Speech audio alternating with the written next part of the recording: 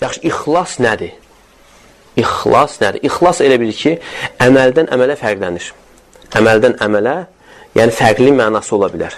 Amma bizə əsas da elmdə ixlas nədir, onu bilməliyik. İxlas nədir? Necə ki, İmam Əhmədə sual verilir. Məli ixlasu fil ilm. Elmdə ixlas nədir?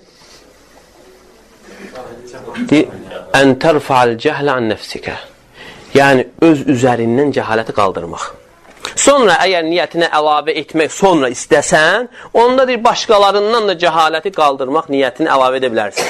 Və o ki, qaldı, sən əgər bura gələndə, dərsə gələndə bu ayələri, hədisləri, qaydaları, qismləri, bu eşitdiyin zaman məqsəd onu eşidib, dəvət etmək niyyətidirsə, ixlaslı, ixlas deyil.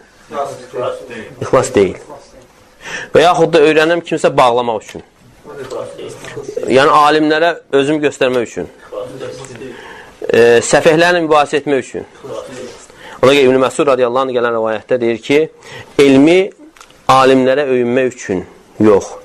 Səfəhlərlə mübahisə etmək üçün yox. İnsanların üzünü özünüzə tərəf çevirmək üçün yox. Belə öyrənmək. Kimdir belə edərsə onun üçün nə vardır? Cəhənnəm vardır. Allah qorusun. Və həmçə başqa hədisində Peyğəmbər sallallahu əleyhi və səlləm buyurur ki: "Mən talaba ilmen mimma yubtağa bihi vecihullah, la yeta'allamuhu illa liyusiba bihi aradan min ad-dunya lam yarah ra'ihatal cennah." Əgər də bir insan Allahın rızası qazanılan bir elmi yalnız dünyavi bir məqsəd üçün öyrənərsə, o insan cənnətin iyini belə almaz. Allah qorusun və həmçə başqa rivayətdə gəlir ki, cənnətin iyi də 40 illik məsafədən gəlir.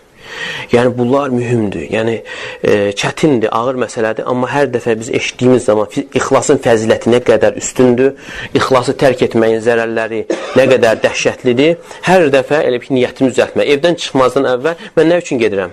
Nə üçün dərsə qulaq asıram? Nə üçün oxuyuram? Nə üçün dinləyirəm? Yəni, bu suallar verərək, yəni düzəltməliyik ki, faydası olsun.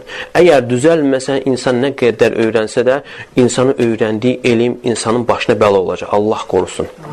Və ona görə bunun üçün çoxlu dualar və eyni zamanda çalışmaq. İxlasla.com saytı tərəfindən təqdim olundu.